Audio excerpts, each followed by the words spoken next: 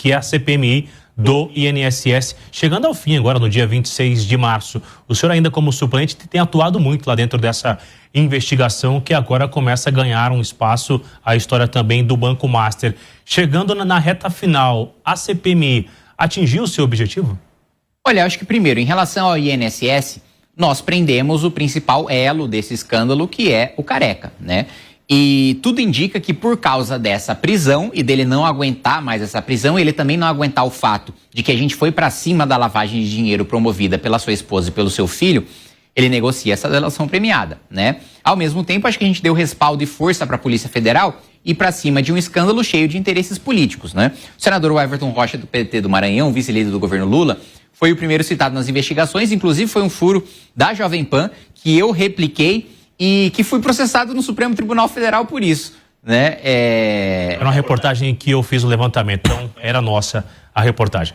Eu me lembro, eu vi o seu rosto, inclusive, por ter visto a sua reportagem que me pediram minha prisão no Supremo, mas não é culpa sua, é culpa do senador Everton. O meu caso está em julgamento agora no plenário, em julgamento virtual.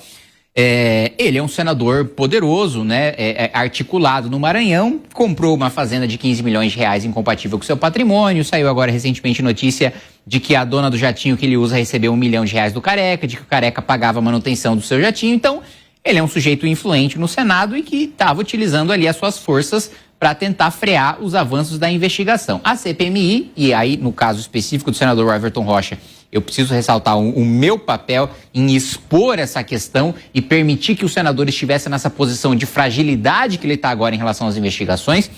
Então, acho que, primeiro, eu preciso parabenizar o trabalho, especialmente do relator, o deputado Alfredo Gaspar, que fez, de fato, assim, com a sua experiência de Ministério Público, de promotor de justiça, um trabalho excelente em levantar os principais envolvidos, em pedir as quebras corretas, em pedir as convocações corretas e de prender o principal elo, porque o Careca está para o escândalo do INSS o que o Alberto Youssef estava para o Petrolão. Quando o Youssef abriu a boca, delatou o Lula, delatou a Dilma, aí caiu a República. Na época, os principais atores políticos do Brasil, né, foram citados, tiveram quebras, busca e apreensão, muitos deles foram presos. Da mesma maneira, eu acho que o principal elo nós conseguimos prender e esse principal elo que vai abrir a boca em relação ao núcleo político. Agora a gente entra nesse final em expor uma coisa muito importante, que são os ministros do Supremo e a elite do Planalto e também do Congresso Nacional envolvida no escândalo do Banco Master. Nessa semana eu devo entrar, ainda não entrei, na sala cofre com todos os dados do celular do Vorcaro. A gente só teve acesso a 0,25%, que eu fiquei até a madrugada analisando e que já foram suficientes para a gente ver da relação próxima do Vorcaro com o senador Ciro Nogueira e com o ministro Alexandre de Moraes, especialmente os dois são os mais citados ali nas mensagens. Imagino o que deve ter em todo o resto, né, do celular do Vorcaro. Inclusive, li a notícia recentemente de que certas imagens, digamos assim, proibidas, para mim o que eu quero saber são relações promíscuas de outra natureza, no sentido figurado, no sentido de corrupção de colarinho branco e não no sentido literal. Esse escândalo já é muito maior do que os anteriores que já assistimos na República? Esse é um escândalo, o do Banco Master, você diz, do INSS? Ambos, né? Um ligado ao outro. Eu acho que o do Banco Master tem o potencial para ser um dos maiores, até pela quantidade de dinheiro que envolve. A gente está falando de pelo menos o que se sabe até agora, entre 50 e 60 bilhões de reais. Só o fato dele gastar num final de semana 200 milhões de reais já mostra um pouco do dinheiro infinito que ele tinha e de ter uma relação tão próxima a ponto de dar... Gente, vamos lá. A esposa do Alexandre de Moraes tinha um contrato de 129 milhões de reais, que ele ficou em silêncio durante muito tempo, ela também no final tiveram que admitir porque ficou insustentável, a gente tinha prova demais para eles negarem. Ela recebeu um contrato de 129 milhões que, segundo ela própria, daria ali 3,5 milhões de reais por dia trabalhado. Gente, não existe advogado, não existe ex-ministro do Supremo advogado que receba isso em honorário em nenhuma causa. E outra coisa...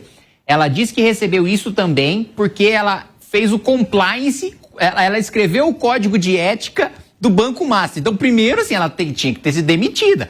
Porque se o compliance que permitiu o maior escândalo do sistema financeiro da história do Brasil foi escrito por ela é a pior advogada do universo, né? Se bobear até mais, se a gente for além da Via Láctea, não deve encontrar advogado pior do que ela. E aí... quando você vai ver uma apresentação de PowerPoint, é uma coisa bem patética, assim, o código de ética ali do Banco Master, se foi ela que fez aquilo, assim, precisa se aposentar imediatamente, porque, sem dúvida, ela é dotada, assim, de uma velocidade maior do que a inteligência pode acompanhá-la. E se um banqueiro tinha a capacidade de comprar influências de um ministro do Supremo com mais de 100 milhões de reais por meio da sua mulher, isso já demonstra que se desenha aí um escândalo maior do que o Petrolão. Arthur Guimarães. Deputado, não só em relação à CPI do INSS, mas em relação às demais.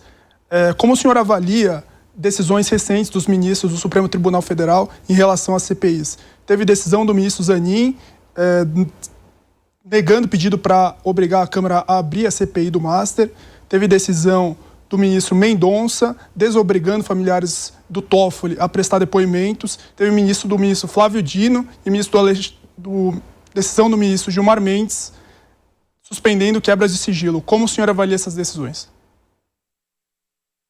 Eu acho que isso é o Supremo passando recibo. Isso é o Supremo falando, nós temos culpa no cartório. Se vocês continuarem investigando, vocês vão chegar na gente.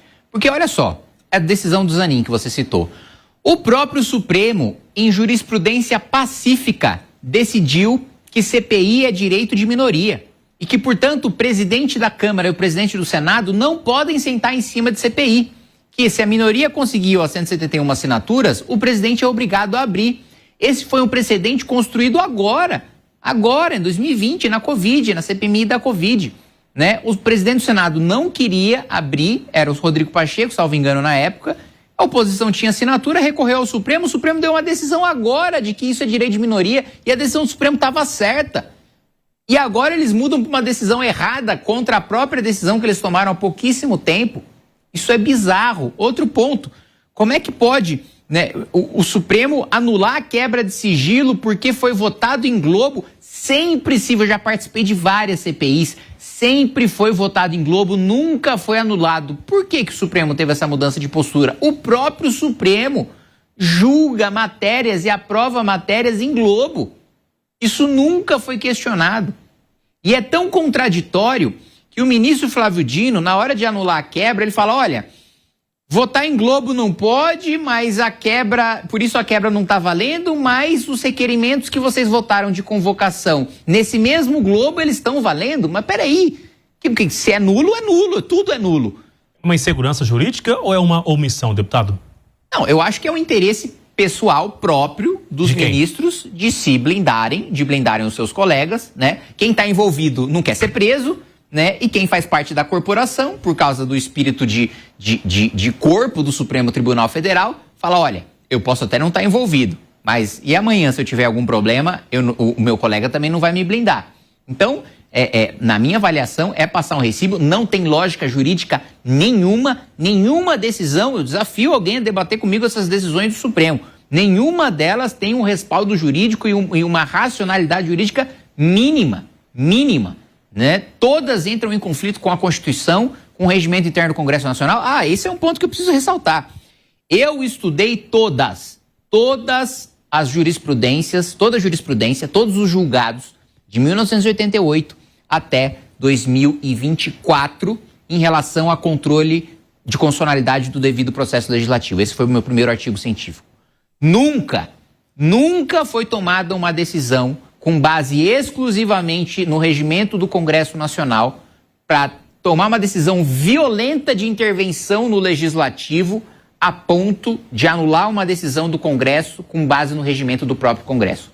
Pela primeira vez na história, o ministro Flávio Dino fez isso. Agora, Alcolumbre já foi reeleito, já esteve no comando do Congresso Nacional e Hugo Mota foi eleito recentemente. Como a história se lembrará de ambos? Boa, excelente pergunta. Primeiro, eu acho que o Congresso Nacional, de uma maneira geral, vai ser lembrado nesse momento como um Congresso covarde. Um Congresso covarde e um Congresso fisiológico, né? E aqui eu não falo nem especificamente dos presidentes das duas casas, mas da composição do parlamento de maneira geral.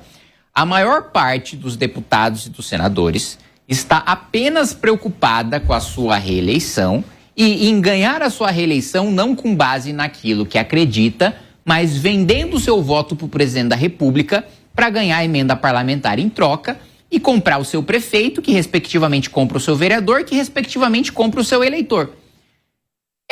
O Congresso vai ser lembrado por isso, pelo seu fisiologismo, por não defender nada, por não ter agenda de país, por não ter um debate propositivo, né? Qual o grande legado, qual foi a grande aprovação deste Congresso Nacional, desta legislatura? Foi um resquício da legislatura passada de reforma tributária. Passado isso, o que teve de reforma estrutural? Teve uma reforma no orçamento? Teve uma grande reforma, uma nova reforma da Previdência que a gente vai precisar fazer? Teve uma reforma administrativa? Não teve. Então não há legado propositivo. De outro lado, não há legado de enfrentamento aos abusos do Supremo. Veja, nós temos ministros do Supremo pela primeira vez sendo expostos por envolvimento em escândalo de corrupção.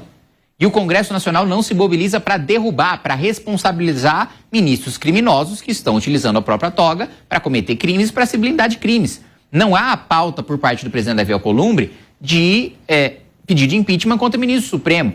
E a maior parte dos senadores bolsonaristas, eles dizem defender o impeachment de ministro do Supremo, mas votaram no Davi Alcolumbre, que já dizia em campanha, se tiver 81, palavras do Davi Alcolumbre, se tiver 81 senadores a favor de impeachment de ministro Supremo, eu não pauto. Ele dizia isso em campanha. Aí o bolsonarista dá discurso para fora, para enganar o eleitor, dizendo que é um senador macho que está lá para enfrentar o Supremo, dá discurso bravinho da tribuna e depois vota no Davi Alcolumbre em troca de cargo em comissão e na mesa diretora.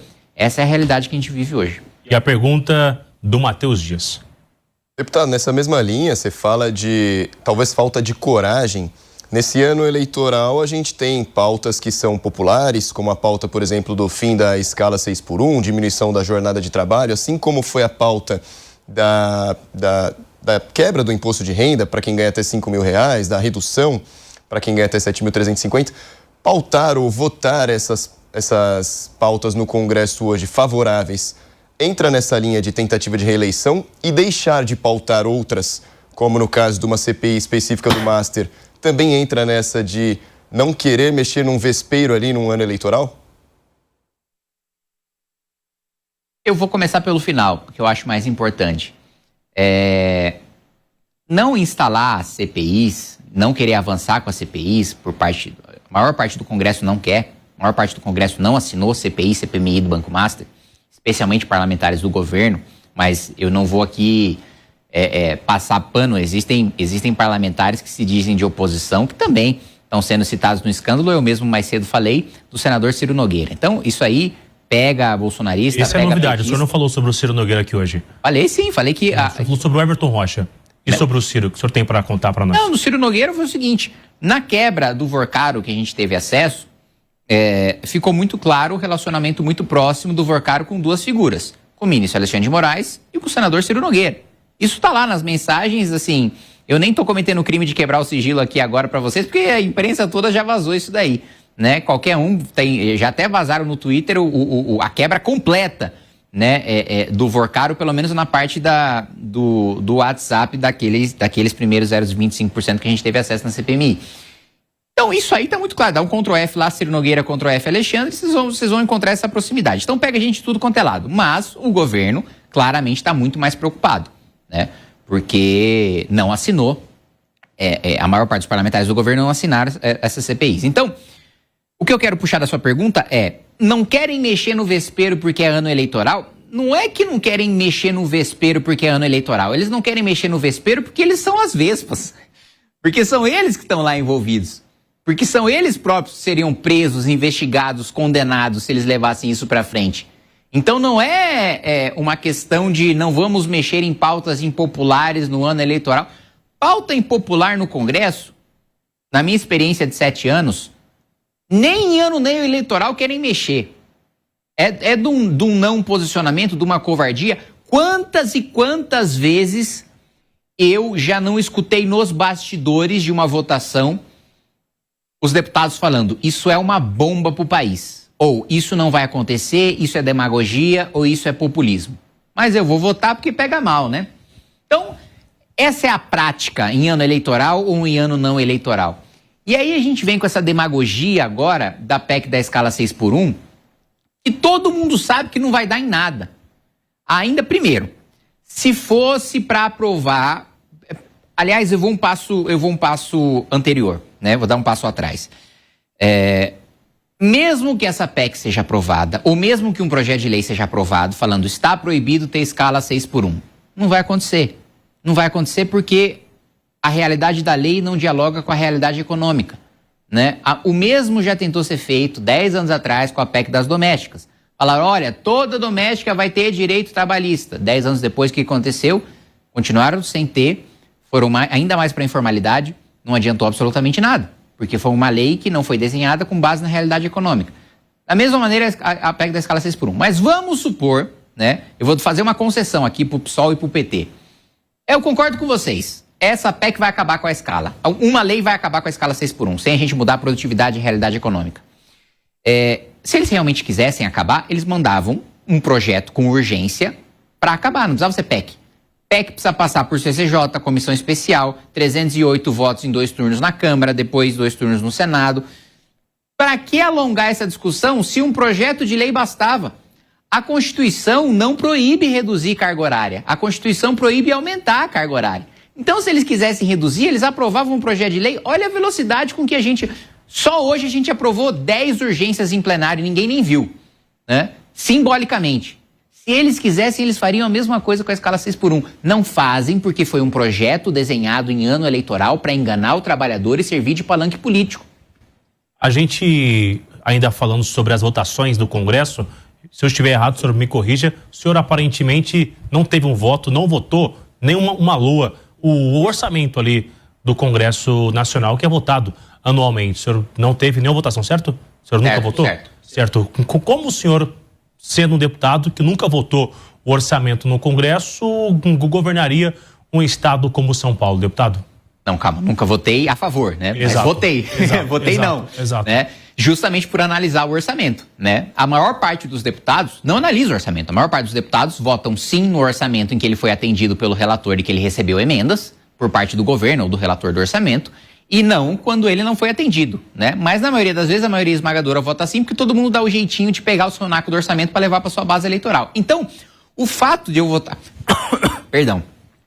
O fato de eu votar não, todas as vezes que eu analisei o orçamento, só me qualifica para exercer qualquer cargo executivo, seja o governo do Estado de São Paulo, seja a prefeitura, seja a presidência da República. Primeiro, porque significa que eu analiso com cuidado as coisas que eu voto. Segundo, porque significa que quando eu analiso e vejo que a coisa é ruim, eu não voto. Diferente da maioria esmagadora dos parlamentares que ou não leem, ou quando lê, vota coisa ruim do mesmo jeito, ou pior, lê e não entendeu o que leu, né?